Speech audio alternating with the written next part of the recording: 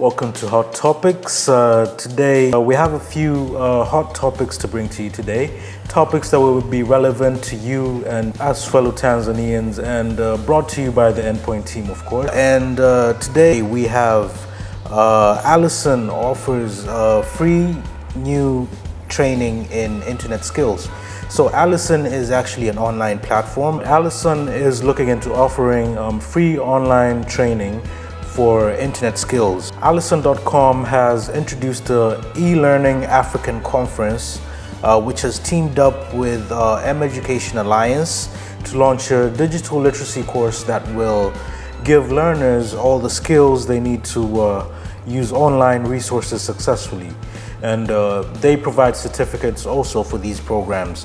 So digital literacy is a big thing in Africa, and a lot of people, including the youth, are trying to improve their positions, especially in the digital space. So Education Alliance provides a non-governmental form of education which is free of charge, and you get certification and you get a chance to improve your skills through digital learning, through your phone, through your laptop, through iOS, through Mac, through any type of digital platform, because it's an e-learning platform also. And for people who can't get the funds to get proper education, maybe an alternative method of education which is free and provides certification, and you can have skills that can translate directly into your specific area of market. According to the CEO of Allison, Mr. Mike Ferrick, he says, "We welcome our partnership with MEA, which is a world leader in tech for education.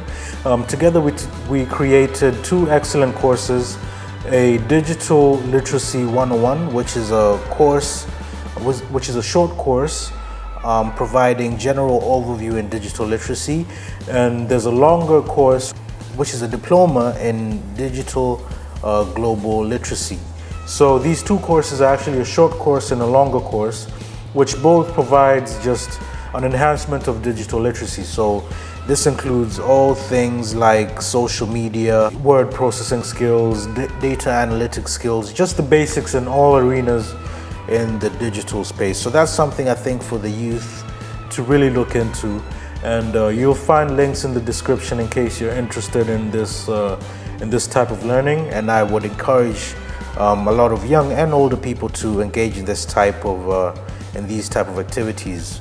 In another piece of news, Fashionomics, that's fashion and economics, a Fashionomics Africa online incubator accelerator program for African fashion entrepreneurs. So the African Development Bank has called for a proposal where it's seeking for African fashion textile entrepreneurs and businesses to apply for benefit from Fashionomics Africa online incubator and accelerator program. The program duration is 8 weeks, and the program is aiming to grow the market of people in the fashion industry, specifically in Africa, where people will be able to enhance their skills, but as well they'll be able to get benefits from African Development Bank, where they have a grant that they will provide $20,000 US to successful members that complete this program. If I could just read to you the timeline of the program. The call for application will be from the 14th of October to the 23rd of October, and the selection process will be from the 24th of October to the 28th of October. The online incubator and accelerator programs will run from the 31st of October to the 20th of December 2022, of course.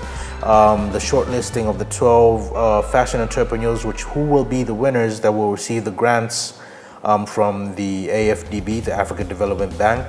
The shortlist for the finalists will be on the 21st of December 2022, and the pitching day will be on the 26th January 2023, and the 31st of January will be the award ceremony. So this is another avenue for African creatives, and specifically in the fashion arena, to really develop their skills and be able to get this grant and enhance their movement in the fashion space. Also, we'll put some links in the description in case people are interested, and we really would like to emphasize for people to move into programs like these. On other news, locally, the Dar es Salaam Stock Exchange has fallen by 65.5%. The total turnover of the Dar es Salaam Stock Exchange seems to have fallen for the second week straight due to low participation from foreign investors. With regards to this news, there seems to be a lot of foreign activity that is necessary in the Dar es Salaam Stock Exchange in order for it to be thriving. So a bit of a pullback in foreign investment has caused for the revenues to fall for the second week in succession. So last week, turnover fell by 65.5%, where only 623 million was realized from 1.8 billion the week prior. The actual large players in the Dar es Salaam Stock Exchange are, so we have CRDB Bank, which accounted for 62.4% of last week's turnover, and NMB Bank, which accounted for 25.16%, and Twiga, which accounted for 7.37%. So amongst the losers, or people that lost an amount in the stock exchange market, there was a Simba, which lost by 7.14%. There's DCB, which lost by 5.88%, and Twiga, who also lost by 2.63%. So as you can see, the market is being very volatile, and that's because of the players involved in the market and a lot of global situations happening, which is making also the Dar es Salaam Stock Exchange very volatile. So moving on to the next news, Zanzibar has been once again named the leading beach destination in Africa. Actually, the Tanzanian Tourist Board has been named Africa's leading tourist board in 2022. Zanzibar has been named the leading beach destination in Africa of 2022 by the World Travel Awards, beating other popular places such as Cape Town and Sharm el-Sheikh in Egypt, and beating out other several places. So Zanzibar is mostly known for its beaches, and it's quite a relaxing place for tourists, and especially during the summer period. They have seasonal visitors, of course, which is mostly towards the end of the year and during the mid-year section. So there's been a lot of luxury hotels being constructed in Zanzibar. As you may know, there's places in Kendra Rocks which have a lot of developments and a lot of new and thriving luxurious hotels. Apart from that, there's been other several winners during the event. So for instance, Kenya Airways emerged with a hat trick in aviation, where they won Africa's leading airline in business class, and they won Africa's leading airline brand, and they also won the ultimate prize, which is Africa's leading airline. So other contestants in that arena were Ethiopia Airlines, where Ethiopia Airline got the Africa's leading airline in economy class, But other winners were Mauritius, where Mauritius actually won Indian Ocean's leading wedding destination, and Seychelles also took the prize of Indian Ocean's leading honeymoon destination.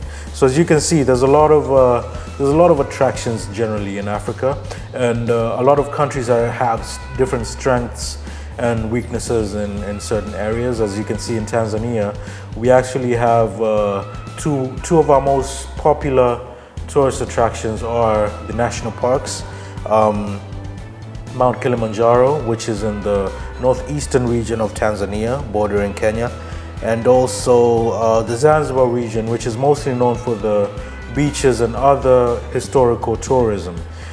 So this is a piece of news that we had in the Hot Topics. Another piece of news in international news is MasterCard will start helping banks offer cryptocurrency. So MasterCard is launching a program that will let financial institutions offer cryptocurrency trading to their clients. So MasterCard has been a long-term player in the financial institutions industry. It has allowed a lot of people to make transactions internationally. So for instance, if I cut my card in Tanzania, go abroad, I can still have the freedom to use my bank card. So MasterCard is moving itself into a space where it wants to broker transaction between cryptocurrency tokens and bank institutions. So banks have not really formally recognized cryptocurrency as a mode of formal payments. What this aims, or what MasterCard aims to do, is it aims to bridge that gap between cryptocurrency and generally the banking space, where people in the banking sector will be able to access cryptocurrency and will be able to make these transactions in a more common manner. So thank you so much for tuning in. This has been a nice session of Hot Topics. We'd like to welcome you to subscribe to all our platforms at Endpoint TZ and Endpoint on YouTube, Instagram, and Facebook.